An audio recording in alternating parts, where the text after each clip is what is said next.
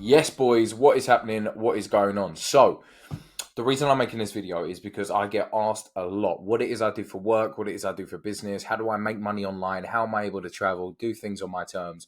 Well, this is going to be the video for you if you've asked that question, or if you haven't asked the question, here's an answer that you didn't even know you wanted. Bosh. So, essentially, what I do for work and what I do for business is high ticket sales, remote high ticket sales. Now, the annoying thing about this whole business model is I've been doing this for just over 2 years now. And when I first started out, I was one of the only English people I knew doing it because it is predominantly an American business model. You're having American clients, American businesses, and American freelance sales reps, which is what we are. And I'll talk about that in a second. If you cut forward now 2 years in the game, it's actually really common. And it's kind of shit in the sense that most people think they're experts. They think they've done this. When in reality, they've been closing or selling for 6 months. They've made a little bit of money and then they think they're fucking, the dog's bollocks and then they can coach you. So I've got skin in the game and I'm not trying to do all that. I'm just trying to give you an insight into what it is I do, how I make money, and how this whole business model actually works. So if we take this from the top and we'll go A to Z, no bullshit, just bob, bob, bob, bob, bob, giving you an insight. So number one is what is high ticket sales? So high ticket is subjective. I mean, personally, I think it's anything that's probably above, $3,000. But I think the actual definition of high ticket is anything that's over 1,000. So high ticket sales is essentially remote sales. So number one thing to consider here is commission only, self-employed. So you're not an employee. You don't work for anyone. You are actually by definition self-employed. You are a contractor. If you're working with American clients, you will get paid as a 1066 contractor. That literally means you are self-employed. So think of it as self-employed plumbers, self-employed carpenters, self-employed electricians, whatever it is. It's the same thing, except we are salespeople, self-employed freelance salespeople, meaning you choose to work where you want. You choose your own hours. You might have to take a certain amount of calls a day, and that's probably what would happen. But when you take those calls, it's totally down to you, as long as it's within a popular time for your clients, right? So that people are going to be awake that you can speak to. There's no point having slots open from 3 o'clock in the morning to 5 o'clock in the morning. No one's going to be awake. So I hope that makes sense. Now, do you need qualifications? Absolutely not. No way. You don't need to go to university. You don't need a degree. You just don't need qualifications to do this. Will that change in the next 4 or 5 years? Maybe, because the FTC, which stands for the Federal Trade Commission, is essentially sort of a governing body in the States that look at businesses and make sure that trades, i.e. businesses, are not doing wrong things, i.e. scamming people, not operating properly, etc. And because in the online space, a lot of people do get scammed, the FTC is kind of nailing down on that. But look, is that a today problem? Absolutely not. Is that a tomorrow problem? No. Is that a problem within the next 3 or 4 years? Maybe, but we'll cross that bridge when we come to it. We are not there yet. Do you need sales experience? No, you don't. You don't need sales experience to be good at remote sales. Now, does it help? Of course it does, absolutely, because it's just less of a learning curve. You don't need to spend as much time learning how to sell if you kind of know how to sell. Now, I will say this, full disclaimer. Remote sales versus just selling in person in a corporate job in office. Maybe if you're in London and you're watching this video and you have a sales job and you think you know how to do it, it's really different. It is very, very different because there's a lot of things that you can't do when you're just on the phone doing recruitment, for example. It's a completely different nuance, but it's the same sport. It's the same sort of thing, right? This is like football, and then other sales jobs are like rugby. They're still sports with the same kind of ingredients and the same kind of structure. We just have different rules. But yeah, it would help if you can problem solve and hold a conversation. You're probably going to be really good at this. So bear that in mind when you're watching. Now, the business model itself. How does remote high ticket sales actually work? So number one is predominantly it's in the e-education and online education industry and info product industry. All that means is e-education is electronic education.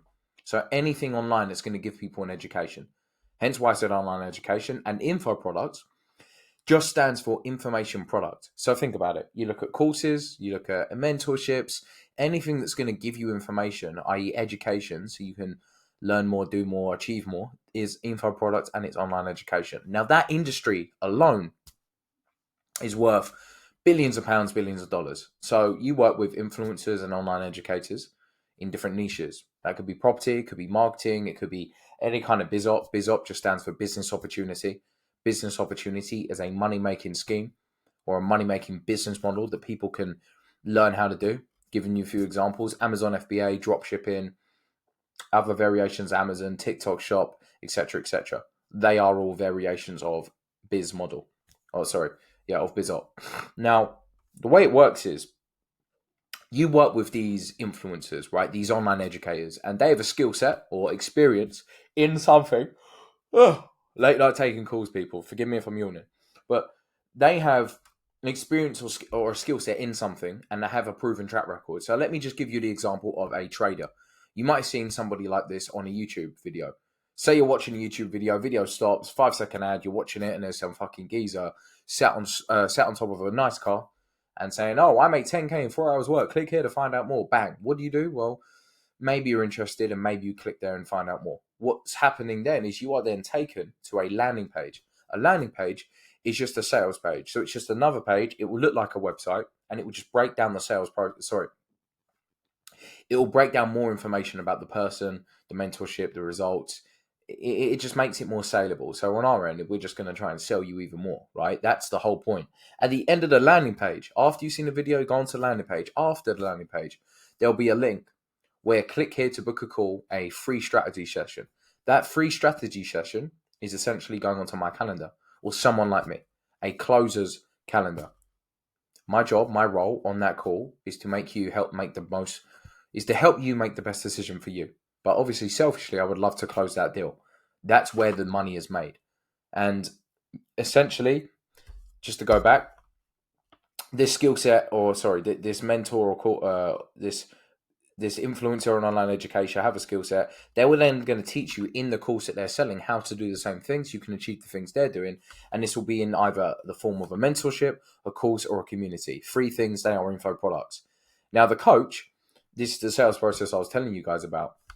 Coach has a course, client interested in course. You go onto the landing page, you book a call. The call goes to my calendar, goes to the closer. I close you, or I close that deal. And then that would really mean you are investing in the mentorship, investing in the course, investing in the community, and I get paid. How does payment work? Really simple. So the industry standard for high ticket remote sales reps is 10% commission on overall deal value. So let's do some maths on that. Now, again, it can be less, it can be more. I mean, I've worked with companies right now I'm working with a client right now where it's 15% commission, which is really nice. I've worked with others where it starts off lower. That's my other client I'm working with. It's about 7%. After you hit a certain threshold, after you hit 150K cash collected, you go from 7% to 15%. So there is money there. It's really down to you in terms of what's going to be the best fit and make the most sense. But the math is simple, right? So let me give you a bog standard idea. Let's say the info product that you're selling is worth 10 grand, right? So £10,000. Oh, late nights are fucking killing me, boys. But yeah, let's say the info product is 10K. Now, here's the thing. If you close that deal and it's paid in full, i.e., the person you're speaking to, you close them on that call and they pay 10 grand up front, all in one hit, your commission would be £1,000. Not bad. Now, the math for you to make 10 grand a month, because this is the number that everyone loves talking about. Oh, 10K a month, 10K a month, 10K a month. They love doing it. You close 10 deals in 1 month, you make 10,000. Bearing in mind, you're going to have about 8 to 10 calls a day, depending on how much you want, depending on the lead flow, depending on the ad spend. There are nuances we can't control, but it's good to understand how to vet these opportunities before you work with them. But yeah, close 10 deals a month, you make 10K. So if you close a deal on a payment plan, because in an ideal world, wouldn't we all just love for people to piff and pay in full? Yeah, of course, but it doesn't work that way.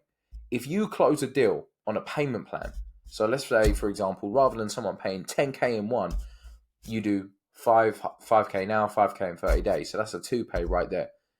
Then that means your commission on that first payment would be 500 because it's 10% of the actual cash collected. So that means you will close 20 2-pay deals to make 10 grand in commission. Not bad. Is it doable? Absolutely. Very, very doable. You just need to think volume. And as well, there's other ways to do it. It isn't always just a 2-pay. Sometimes it's a 3-pay. Sometimes it's a deposit and then the rest next week. You can be very customized. It just depends solely on the offer you're with. And when I say offer, I mean, as we say here, job offer. Now, these are not jobs, right? We don't have jobs, but it's just the industry call them offers. A job offer is just a name used for you working with the customer, the client, the influencer, the online educator, whatever it may be. He has a business and that is the offer. You are selling within the business, so you are working on an offer. Just to give you familiarity with the jargon. Now, how do you actually go and find client to land an offer? This is the big piece of the puzzle that a lot of people get wrong, right? It just means the client that you close for, by the way, offer. But number one is network, which is really good. You know, the stronger your network, the better your opportunity is going to come to you. And that's how I land a lot of my gigs. A lot of clients that I sell for, a lot of deals I close, they come from my network. But most importantly, bigger than that, they come from my fucking personal brand. Personal branding, I've spoken about this so many times, but it's huge. In the online world, especially when you work for yourself, if you're not making noise, no one's going to know who you are. And without attention, you're not getting conversations. Without conversations, you're not getting a network. Without a network, you're not getting an offer. You're not getting anyone to sell for. You know, attention really is currency. The more attention you have, the more exposure you have, the more opportunities you have. It's really that simple. So personal branding is massive. Number 3 is recruiter pipeline. Yep, recruiters exist in the online space too, because anytime there is a way for someone to make money from connecting two people, someone is going to go do that. So therefore, by definition, the recruitment industry is going to exist in loads of different industries and niches, right? Now, last but not least, this is something I'm leaning toward right now, community. If you're in a high caliber level community, surrounded by people that want the same thing as you, and they're well-versed, well-experienced, and they're willing to help you because you are the kind of person that should be in that position, should be in that community, it's going to collapse so much time. Rather than spending hours and hours and hours of your time trying to look for opportunities, trying to network, trying to connect, trying to outreach. Well, if you're in a good community that can provide you with the connections and will provide you with the opportunities, you just got to interview well, be taught how to interview well, do well, get the offer, and start making money. It's that easy. Does that make sense? Bosh. Now, here's the thing as well, people. The skill set of a closer is not being able to just close. It's not just being able to sell. It's not just being able to do all of that. It sounds silly, I know, but it's actually the other half is able to find opportunities. Network is net worth. Community makes life easy for you. So that's kind of an overall. Now, obviously, people, there is so much more to this. This is a pretty complex business model. There is nuances. There's variables.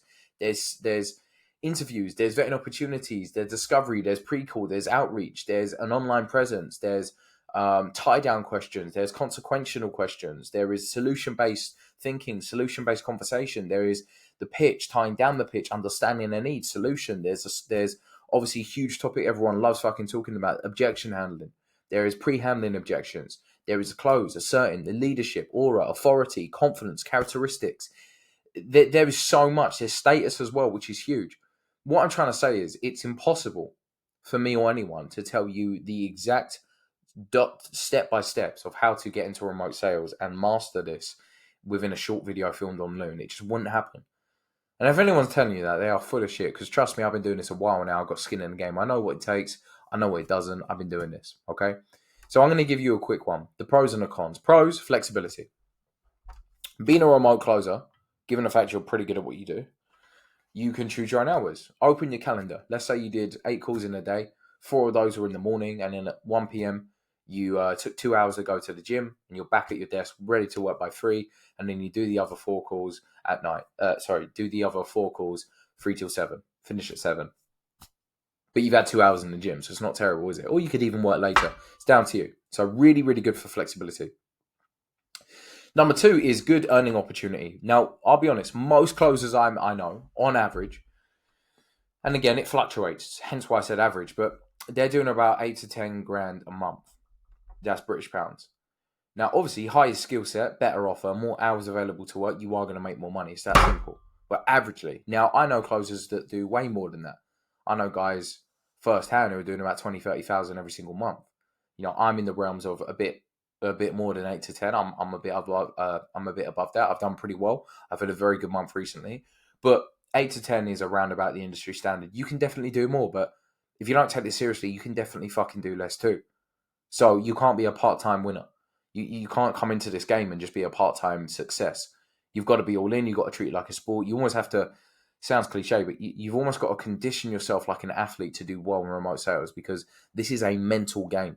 If you're not all in up here, you're not going to be able to do well. You're not going to be able to instill confidence and transfer energy, high level energy into your leads and prospects, meaning they're not going to convert and they're not going to sell, meaning you make zero money, my boy.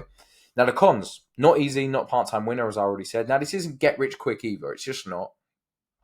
This is, you've got to be a student of the game. Now, I've seen people come into this and make like 10K in their first month, and that's insane. It's rarer, but it does happen. It can happen. Why can't it happen again?